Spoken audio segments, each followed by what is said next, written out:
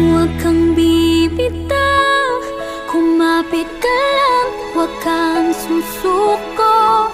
Ipaglaban mo ang katotohanan, ituloy ang laban.